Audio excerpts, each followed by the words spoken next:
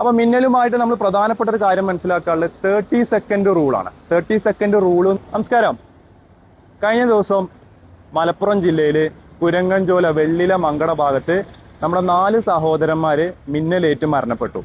അപ്പൊ ഇന്ന് നമ്മൾ മനസ്സിലാക്കാൻ പോകുന്നത് മിന്നൽ എന്താണെന്നും അതുപോലെ മിന്നലേറ്റ് കഴിഞ്ഞാൽ നമ്മൾ എന്ത് ചെയ്യണമെന്നും മിന്നൽ ഏൽക്കാതിരിക്കാൻ എന്ത് ചെയ്യണം എന്നുള്ളതാണ്. മിന്നൽ എന്താണ് നമ്മൾ മനസ്സിലാക്കുകയാണെങ്കിലേ, ക്യുമുലോനിംബസ് കാർമേഘങ്ങൾ കുമിഞ്ഞുകൂടുകയും, അപ്പോൾ ക്യുമുലോനിംബസ് മേഘങ്ങളിൽ ഐസ് ക്രിസ്റ്റൽസ് ഉണ്ടാവും, അതുപോലെ വാട്ടർ ഡ്രോപ്സ് ഉണ്ട്, ഒപ്പം കാറ്റും കൂടെ മിക്സ് ആവുന്ന അല്ലെങ്കിൽ കാറ്റിന്റെ ശക്തി കൂടുന്നതനുസരിച്ച് ഈ വാട്ടർ ഡ്രോപ്സും അതുപോലെ ഐസ് ഡ്രോപ്സ് ഒക്കെ ഘർഷണം മൂലം, ഇതിന്റെ ഉള്ളിൽ ഘർഷണം മൂലം അവിടെ ഇലക്ട്രിക് ചാർജ് ഫോം ചെയ്യും. അപ്പോൾ പോസിറ്റീവ് നെഗറ്റീവ് 2 ചാർജ് അവിടെ ഫോം ആവുന്നുണ്ട്. ഈ പോസിറ്റീവ് നെഗറ്റീവ് ചാർജ് വളരെയധികം കൂടുന്നതനുസരിച്ച് നെഗറ്റീവ് ചാർജ് മേഘത്തിന്റെ താഴെയും പോസിറ്റീവ് ചാർജ് മേഘത്തിന്റെ മുകളിലായിട്ട് കുമിഞ്ഞു കൂടാൻ തുടങ്ങും. അതേസമയം ഭൂമിയിലും പോസിറ്റീവ് ചാർജ് ചില പ്രദേശങ്ങൾ കേന്ദ്രീകരിച്ച് കൂടുതലായിരിക്കും. അപ്പോൾ മേഘത്തിന്റെ ഉള്ളിൽ പോസിറ്റീവ് നെഗറ്റീവ് ചാർജ് കൂടുന്നതനുസരിച്ച് അത് ന്യൂട്രലൈസ് ആവാൻ ശ്രമിക്കും.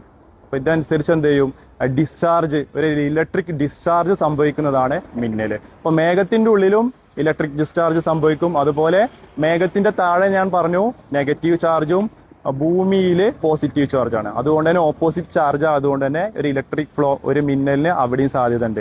ആ മിന്നൽ സാധ്യതയാണ് നമുക്ക് ഭൂമിയിലോട്ട് മിന്നലായിട്ട് വരുന്നത്. അപ്പൊ മിന്നല് ഭൂമിയിലോട്ട് വരുന്ന സമയം വളരെ ചൂട് കൂടിയ ഇലക്ട്രിക് പ്രവാഹമാണ്. ഏകദേശം നമ്മൾ പറഞ്ഞു 30,000 ഡിഗ്രി ചൂട് ഈ സമയം ഉണ്ടാവും. അപ്പൊ ഈ ചൂടിന്റെ അടിസ്ഥാനത്തിൽ തന്നെ നമ്മുടെ വായു ചൂട് പിടിച്ച് എക്സ്പാൻഡ് ആവും. ഷോക്ക് വേവ് വരികയാണ്. ഷോക്ക് വേവിന്റെ ഈ കാരണം കൊണ്ടാണ് അവിടെ നമ്മൾ ഇടി, തണ്ടർ എന്ന് പറയുന്ന ഈ പ്രതിഭാസം ഉണ്ടാകുന്നത്. ആ ശബ്ദം ഇതിന്റെ അടിസ്ഥാനത്തിൽ എയർ എക്സ്പാൻഷന്റെ ഭാഗമായിട്ടാണ് അവിടെ ഇടി വരുന്നത്. അപ്പൊ മിന്നലുമായിട്ട് നമ്മൾ പ്രധാനപ്പെട്ട ഒരു കാര്യം മനസ്സിലാക്കാനുള്ളത് 30 സെക്കൻഡ് റൂളാണ്. 30 സെക്കൻഡ് റൂൾ എന്ന് പറഞ്ഞാല്, ഇപ്പൊ മിന്നൽ ഒരു പ്രദേശത്ത് വന്നു, അപ്പൊ ആ മിന്നലിന്റെ ശബ്ദം കേട്ട് നമ്മൾ 1 സെക്കൻഡിന്റെ ഉള്ളില് ശബ്ദം വരികയാണെങ്കിൽ, മിന്നൽ നമ്മൾ കണ്ടു, 1 സെക്കൻഡിന്റെ ഉള്ളിൽ ശബ്ദം നമ്മൾ ചെവിയിൽ വരികയാണെങ്കിൽ നമുക്ക് മനസ്സിലാക്കാം ഏകദേശം 340 മീറ്റർ ഡിസ്റ്റൻസില് ആ പ്രതിഭാസം സംഭവിച്ചു. അപ്പൊ മിന്നൽ വന്ന് 3 സെക്കൻഡ്, മിന്നൽ നമ്മൾ കണ്ടു 3 സെക്കൻഡ് നേരെ കഴിഞ്ഞിട്ടാണ് നമ്മൾ ശബ്ദം കേൾക്കുന്നതെങ്കിൽ ഏകദേശം 1 കിലോമീറ്റർ ഡിസ്റ്റൻസിൽ ഈ പ്രതിഭാസം സംഭവിച്ചിട്ടുണ്ട്. അപ്പൊ നമ്മൾ 30 സെക്കൻഡ് റൂൾ എന്ന് പറഞ്ഞാൽ മിന്നൽ വന്ന് 30 സെക്കൻഡ് കഴിഞ്ഞ് നമ്മൾ ഈ ശബ്ദം കേൾക്കുന്നെങ്കിൽ ഏകദേശം 10 കിലോമീറ്റർ ഡിസ്റ്റൻസിലാണ് ഈ സംഭവം നടക്കുന്നത്. അപ്പൊ 10 കിലോമീറ്റർ ഡിസ്റ്റൻസിൽ ഇത് മിന്നൽ വന്നിട്ടുണ്ടെങ്കിൽ നമ്മൾ സേഫ്റ്റി പ്രിക്കോഷൻസ് എടുക്കണം എന്നാണ് അതിന്റെ പ്രോട്ടോകോൾ പ്രകാരം നമ്മൾ മനസ്സിലാക്കേണ്ടത്. അപ്പൊ മിന്നൽ നമ്മൾ മനസ്സിലാക്കി, മിന്നലും മഴമേഘങ്ങളൊക്കെ കാണുന്നുണ്ടെങ്കിൽ നമ്മൾ സേഫ്റ്റി പ്രിക്കോഷൻസ് വേഗം എടുക്കണം. അപ്പോൾ ഫസ്റ്റ് നമ്മൾ ഉയർന്ന പ്രദേശത്താണെങ്കിൽ നമ്മൾ താഴ്ന്ന പ്രദേശത്ത് മാറണം. അതുപോലെ മരത്തിന്റെ താഴെ നമ്മൾ ഒരിക്കലും നിൽക്കരുത്. ഓപ്പൺ സ്ഥലമാണെങ്കിൽ നമ്മൾ ഏറ്റവും സേഫ് ആയിട്ട് ബിൽഡിങ്ങിന്റെ ഉള്ളിലോട്ട് കയറണം. ബിൽഡിങ്ങിന്റെ ഉള്ളിൽ കയറിയിട്ട് നമ്മൾ ചുമരിനോട് ചാരി, അതുപോലെ നമ്മൾ മെറ്റൽ പാർട്ടിക്കിൾസിലൊന്നും ടച്ച് ചെയ്ത് നിൽക്കരുത്. അതുപോലെ നമ്മൾ ഇലക്ട്രോണിക് എക്യുപ്മെന്റ്സുകളെല്ലാം നമ്മൾ അൺപ്ലഗ് ചെയ്യണം.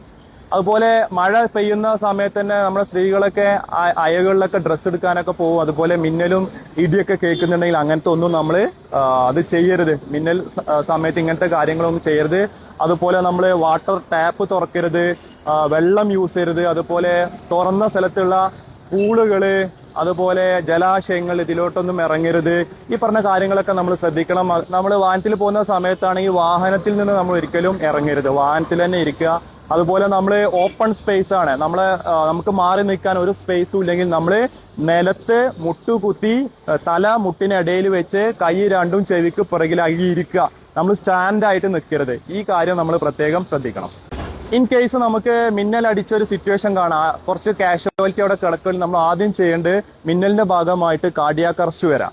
അപ്പൊ നമ്മൾ എന്താണ് സിംറ്റംസ് നോക്കിയിട്ട് അവർക്കുള്ള ഫസ്റ്റ് എയ്ഡ് കൊടുക്കണം. കാർഡിയാക് അറസ്റ്റ് വരുന്ന, അതായത് ആള് ബോധമില്ല, അതുപോലെ ശ്വാസമില്ല, പ്രത്യേകം നമ്മൾ ശ്രദ്ധിക്കണം. ശ്വാസം ഉണ്ടോ, പൾസ് ഉണ്ടോ, ഹൃദയം മിടിക്കുന്ന കാര്യങ്ങളുണ്ടോ നമ്മൾ ചെക്ക് ചെയ്ത്. ഇതൊന്നും കിട്ടിയില്ലെങ്കിൽ നമ്മൾ CPR കമ്പൽസറി നമ്മൾ കൊടുക്കണം. പിന്നെ ചിലപ്പോൾ പൊള്ളലേൽക്കാം, അതുപോലെ ഫ്രാക്ചർ ആവാം, ബ്ലീഡിങ് ആവാം. അപ്പൊ പൊള്ളലേറ്റ് കഴിഞ്ഞാൽ പൊള്ളലേറ്റ് ചെയ്യേണ്ട ഫസ്റ്റ് എയ്ഡ് നമ്മൾ ചെയ്തു കൊടുക്കുക. അതുപോലെ ഫ്രാക്ചർ ആവുക, ബ്ലീഡിംഗ് ഒക്കെ എവിടെയെങ്കിലും തെറിച്ചു വീണ കേസൊക്കെ വന്നിട്ട് ബ്ലീഡിംഗ് ആവുകയാണെങ്കിൽ അതിനനുസരിച്ച് നമ്മൾ ഫസ്റ്റ് എയ്ഡ് ചെയ്യാം. ഇതാണ് ഒരു ഫസ്റ്റ് എയ്ഡ് നമ്മൾ രക്ഷാപ്രവർത്തനത്തിന്റെ ഭാഗമായിട്ട് മനസ്സിലാക്കേണ്ടത്.